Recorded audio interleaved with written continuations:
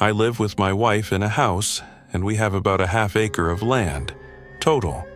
There's a garage that is attached to the house where I store a lot of my things. We also have a lot of neighbors, and all have about the same size houses and yards. It's pretty common for people to have yard sales during the summertime. My wife and I had one a few years back, but it's not something that we do a whole lot, but living in a large neighborhood. Sometimes we'll go and check out the ones in the area last year. Our neighbors just down the street were having a yard sale, the man who lived there. Dave had always been decently friendly with me, and I'd spoken with him several times. We were not good friends or anything, but we had been to each other's places once or twice. I know that Dave gave me a hand when I was working on my car. At one point, his wife was also friendly with my wife, so when we saw they were having a yard sale, we decided to stop by and check it out. Their yard sale was going on over the weekend, and on Friday afternoon we walked on over. I saw that they had a bunch of things out in the driveway, and also many things on Sumtables in the garage as well. So we were checking out the sale, and we got into the garage area. I noticed that there was a really nice tool set for sale. It was the same kind as the one that I had, and that's why I noticed. I picked it up and looked at it. But when I did, I noticed that it had this sticker on it, just like mine, and that sticker was not originally on the box. I had put it on the bottom of it. I put it on several years ago. Just as a joke, this had to be my tool set. It thought back to the last time that I had used it, and it had been a couple of months. My garage had a lot of things in it, and it was not super cluttered or anything, but it did have a decent amount of stuff. I put it back and didn't want to accuse Dave of stealing from me or anything. He was talking with someone and didn't notice me looking at it. I kept looking at his other things for sale. I also noticed that he had a digital air filler for sale, which was just like the one that I had. I figured that he just happened to have the same one, but the thought of that being mine did occur to me. I also noticed him having two other things that I had in my garage, and I was getting suspicious. My wife was now talking with Dave and his wife, and I went over and joined in. However, I did not bring up him having the same things as me, and I wished him the best of luck with his yard sale. Then we walked back over to our house. On the way back, I told my wife about the things. She said that I was crazy and that there was no way Dave stole from us. But I knew that sticker was only on my tool set. I was lucky. I noticed those things at all because they had quite a few items for sale. After we made it back, I went straight for the garage and looked through my things. I could not find my tool set anywhere, and I also couldn't find any of the other things Dave was selling that I also had. I honestly couldn't believe it. I would have never suspected Dave would steal from me, but I didn't know how else to explain it the next day. I went back over to Dave's sale. He had sold a couple, the things that were mine, but luckily the tool set was still there. That was also the most valuable, and he was selling it for $75, and I'd bought it for like $200. I brought up the tool set to Dave and confronted him. He didn't deny everything he said, that I must have lost my mind, and he would never steal from me and blah blah blah. When I brought up that sticker, he did not have an explanation other than he got it as a gift, and whoever gave it to him must have put the sticker on. He seriously expected me to believe that it was a coincidence. I said that I was taking it back, but Dave said that I couldn't have it unless I paid the $75. I should have just took it, but I put it back and then left.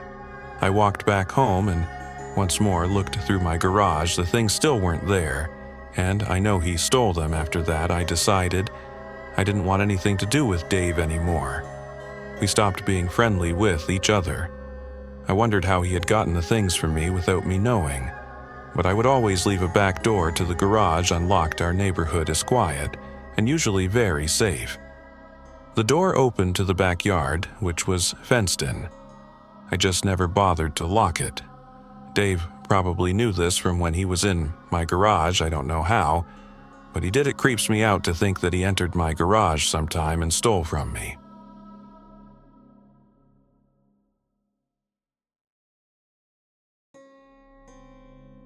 This is a wild encounter that happened to me last year. At the moment, I wasn't so scared. But as I told people the story afterward is when I started to realize how scary and horrific this encounter could have been. One thing my wife and I love to do is hit up garage sales to try to find awesome stuff for cheap. I'm the king of bargains and I often can't pass them up. I'm left-handed, and one time I got a brand new set of left-handed golf clubs for $30 because the guy was having surgery and wasn't going to be able to golf anymore. And that's the type of deals I hunt for. Well, last year in the middle of the summer, while my wife and I were garage sale hunting, I found what I thought was an estate sale. A fairly large house in my neighborhood was selling just about everything you can think of from the house. The couple running the sale was probably in their mid-30s, if I had to guess.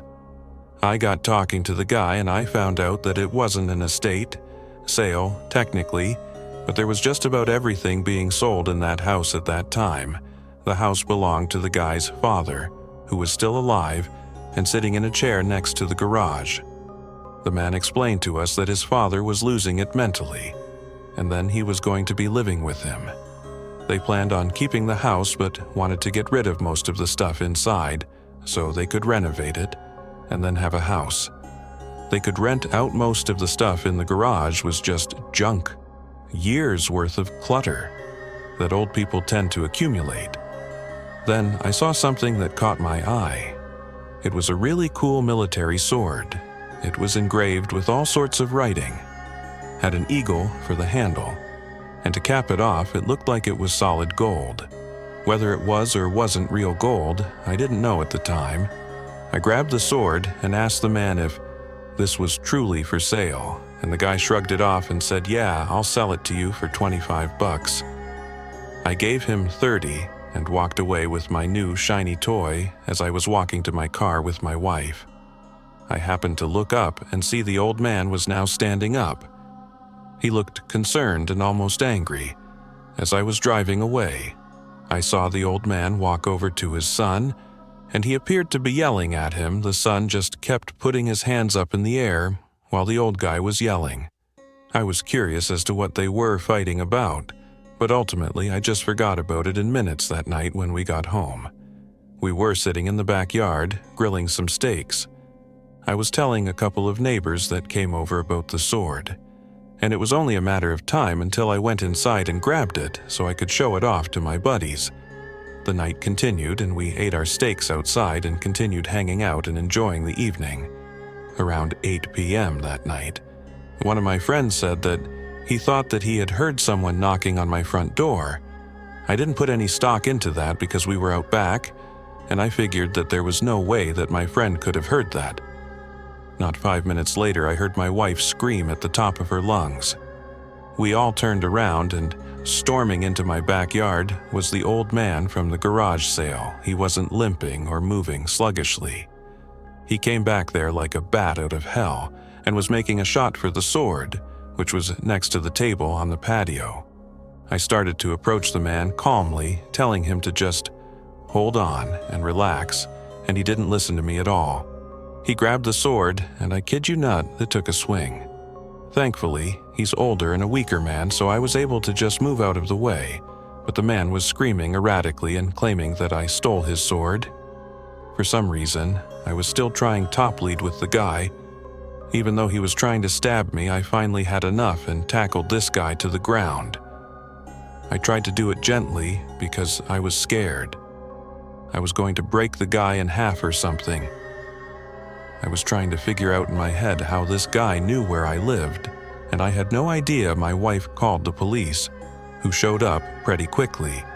And right away, the old man started telling them that I stole his sword. I was able to calmly explain to the police that I had bought it at a garage sale, and that they could contact the man that I bought it from. It took a while, but the son was finally notified and it came rushing over. He must have apologized 1,000,000 times, and I didn't press charges. The old man clearly wasn't there mentally. Perhaps the most terrifying part was when the son and the cop were talking. The old man snuck over and grabbed the sword. My wife just happened to see him grab it and she pointed it out right away. I still think to myself, what would that man have done if my wife didn't see him pick up the sword? Would he have tried to oust it again? I exchanged numbers with his son, just in case I had to reach out to him again, and I became more vigilant of all my locks in the house. I never did give the sword back, and my conscience sort of eats at me for that one. Now, in hindsight, I should have just given the sword back and just bought it from the son when the old died, but I was thinking in the moment, and as of writing this, I still don't know if the man is alive. The only thing I can say for sure is that since that horrible evening in the backyard, I have yet to see that crazy old man.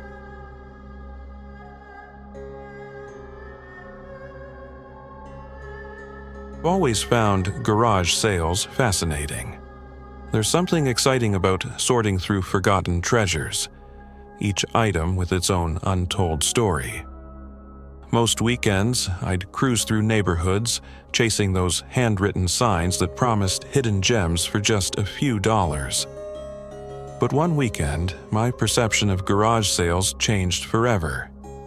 It was a crisp autumn morning, the kind where the leaves crunch beneath your feet and the air smells faintly of wood smoke. I'd already stopped at 2 sales, finding nothing but scratched vinyl records and a chipped vase. I was ready to call it quits when I saw a sign pointing down a long, secluded road. Garage sale, everything must go. Curious, I followed the sign to a rundown house at the end of the street. The yard was littered with tables stacked high with old furniture, faded linens, dusty books, and trinkets. It looked like the kind of place where I might actually find something special. The man running the sale caught my attention right away. He was elderly, his face deeply lined, his eyes distant as he sat quietly in a folding chair, watching visitors sift through his items. When I greeted him, he nodded but didn't speak, his eyes briefly flickering to a small wooden box in my hands. It had tarnished brass hinges, and when I opened it, I found a military medal resting in faded velvet. The medal's intricate design, an eagle gripping arrows, surrounded by a wreath of laurels, was striking. On the back, an inscription read, "To Sergeant R. J. Hartwell, with honor and gratitude." I turned to the man. "What's the story behind this?" I asked. For a long moment he didn't answer, his expression hardening. Finally, he said, "It was my brother's. He didn't make it home." I hesitated, wondering if I should ask more, but he added, "It's been sitting around long enough. Take it." I offered him a few dollars, but he waved them away. "Just take it," he insisted. His voice was firm, almost desperate. I thanked him, tucked the box into my bag, and left, the strange tone of his voice lingering in my mind. That evening, back at home, I couldn't stop thinking about the medal.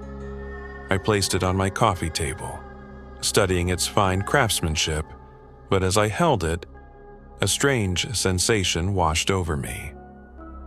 It was as though the medal carried something more than history, something heavy, something waiting to be acknowledged. The first night with the medal was uneventful, but soon things began to change. The next morning, I found the medal lying on the floor several feet from where I had left it. At first, I thought I must have knocked it over without realizing it, but the incidents didn't stop. Over the next few days, I found the medal in places I knew I hadn't put it. On the kitchen counter, on my nightstand, even on a windowsill. Each time, I was certain I hadn't moved it. Then came the whispers.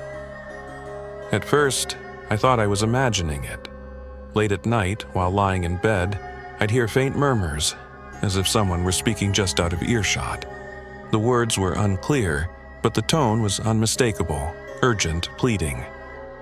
One night, the whispers grew louder. My heart raced as I sat up in bed and listened. "Remember me." The voice was raspy, almost mournful. I froze, too scared to move. The sound seemed to be coming from the living room. Gathering my courage, I crept out of bed, tiptoeing down the hallway. The metal was there, lying in the middle of the floor, gleaming faintly in the moonlight. For the first time, I felt a chill that had nothing to do with the autumn air. Determined to find answers, I began researching Sergeant R.J. Hartwell. My initial searches turned up little, but after hours of digging through military archives and local history forums, I found a mention of him. Hartwell had been a decorated soldier during World War II, known for his bravery and leadership. But his life had ended tragically under mysterious circumstances. According to one article, Hartwell had gone missing during a routine mission, and his body was never recovered. Rumors swirled that he had been left behind, though no one could prove it. The more I uncovered, the more I felt the weight of the metal. It was as if Hartwell's unresolved story had attached itself to me, demanding to be told, but what could I do? That question was answered the following night. I woke up to find the metal resting on my chest, its cold metallic surface pressing against my skin. The whispers were louder now, repeating the same phrase over and over. Remember me, remember me. Terrified, I decided to return to the house where I had found the metal, hoping the old man might offer some explanation or guidance. But when I arrived, the house was dark and empty. A neighbor told me the man had passed away years ago, and the house had been abandoned ever since. My mind raced. If the metal had no rightful owner, what was I supposed to do with it? The whispers grew more insistent each night. I realized I had to find a way to bring closure to Hartwell's story. The next day, I visited the local war memorial. Standing before the stone monument, surrounded by the engraved names of fallen soldiers, I felt a sense of solemnity. I placed the medal on the monument and whispered a silent prayer, hoping it would bring peace to Hartwell's restless spirit. As I stepped back, a sudden gust of wind swept through the memorial, rustling the trees and carrying a faint echo of a whisper.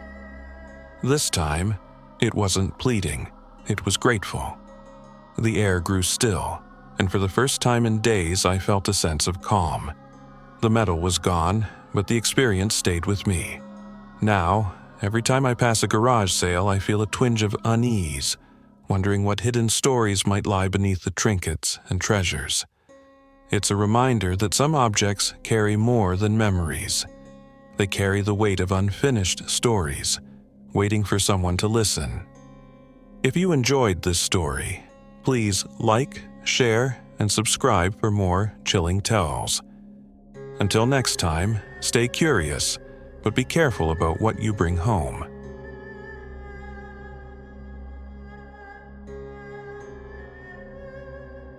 I'm a 31-year-old insurance agent, and after a long week of dealing with policies, claims, and endless phone calls, I enjoy wandering through other people's cast-offs. I love coming across things that seem to carry their own little tale. Something you can breathe new life into last month on a Saturday morning. I was driving through a nearby neighborhood when I spotted a sign for a yard sale. It was one of those last-minute detours, the kind where you don't expect to find much but end up stopping anyway. The house was modest, with a folding table set up on the driveway and a few random items, SC, scattered around books, kitchen gadgets, and a collection of tools that immediately caught my eye. Among the tools was a rusty old school red metal toolbox. It reminded me of the one my grandfather used to have in his garage when I was a kid. I could almost smell the motor oil and sawdust just looking at it. I opened it up and saw a few random tools inside a couple of wrenches, some screwdrivers, and an old hammer with a worn wooden handle. Nothing fancy, but it felt like a little piece of nostalgia. "How much for this?" I asked the man running the sale. Holding up the toolbox, he was an older guy, maybe in his 60s, with a weathered face and a calm demeanor. $10, he said, shrugging, like it was no big deal. "Deal," I said, Handing over the cash, we chatted for a minute or two about tools and how they don't make them like they used to. Then I carried the toolbox to my car and headed home, happy with my find. A week later, I'd almost forgotten about the toolbox. It was sitting in my garage waiting for me to clean it up and maybe use it to organize some of my own tools. One evening as I was finishing dinner, the doorbell rang. I wasn't expecting anyone, so I wiped my hand on a towel and headed to the door. Standing on my porch was a man I didn't recognize. He was probably in his late 40s with a wiry build, short brown hair, and a face that looked like it had seen its fair share of trouble. He wasn't threatening exactly, but something about his presence felt oppressive. "Can I help you?" I asked, keeping the door only half open. "Yeah," he said, his voice low and growly. "You bought a toolbox at a yard sale last week, right?" I stared for a moment, surprised. Yeah, why, it's mine," he said, leaning slightly closer. "It got sold by mistake. I need it back." Now, this didn't sit right with me. The man at the yard sale hadn't mentioned anything about it belonging to someone else, and even if it had been a mistake, I'd paid for it, fair and square. Still, I tried to be polite. "I'm sorry, but I bought it from the owner." "Are you sure it's the same one?" "It's the same one," he insisted. "Look, I don't want trouble. I just need my toolbox back." I held back for a second. Sure, there was more to it than he let on. "I'm sorry," I said again, firmer this time. "I bought it legally. If there's an issue, maybe you should talk to the guy who sold it." He stared at me for a long moment, then nodded curtly. "All right," he said, turning to leave, "but I'll be back." True to his word, he came back 2 days later. I was watching TV when the doorbell rang again. This time, I didn't answer right away. I peeked through the peephole and saw him standing there looking more agitated than before. "Hey!" he shouted, knocking harder. "I know you're in there. Just give me the toolbox and I'll leave you alone." I didn't respond. Something about his tone made me feel uneasy, like he wasn't just some guy looking to reclaim his property. After a few minutes, he gave up and left, but not before pacing back and forth on my porch like a caged animal. The visits continued over the next few days. Each one more intense than the last. He'd show up at Rand times early in the morning, late at night, and pound on the door yelling about the toolbox. Once I heard him try the doorknob, and my stomach dropped as I realized I hadn't locked it. I quickly bolted it and called a friend. "Dude, this guy's unhinged." My friend said, "You need to call the cops." I was hesitant. He hadn't technically done anything illegal yet, and I didn't want to escalate the situation. But when he came back a week later and tried to force his way inside, I knew I couldn't just let it go. I needed to deal with it. It was late, around 10 p.m., and I was in the kitchen cleaning up when I heard the pounding on the door. This time, it wasn't just knocking. It was the sound of someone trying to shove the door open. "Open the door," he yelled. "I know you're in there." My heart raced as I grabbed my phone and dialed 911 as I waited for the operator. I grabbed a kitchen knife, my hands shaking. "I'm calling the police," I shouted through the door. "You need to leave for a moment." There was silence. Then I heard him mutter something under his breath before retreating. I stayed on the line with the operator until the police arrived, explaining everything to the officer who came to my door. "Do you know this guy?" the officer asked. "No," I said. "But he's been coming around for the past week saying the toolbox I bought belongs to him." The officer nodded. "We'll file a report and keep an eye out." If he comes back, don't hesitate to call us that night. I kept thinking about the toolbox, wondering why it was so important to him. Was it sentimental? Did it have something hidden inside? I went to the garage and opened it up, sifting through the tools one by one. Nothing seemed unusual, just the same old wrenches and screwdrivers I'd seen when I bought it. But then I noticed something odd. The bottom of the toolbox had a false panel. I pry it open with a screwdriver.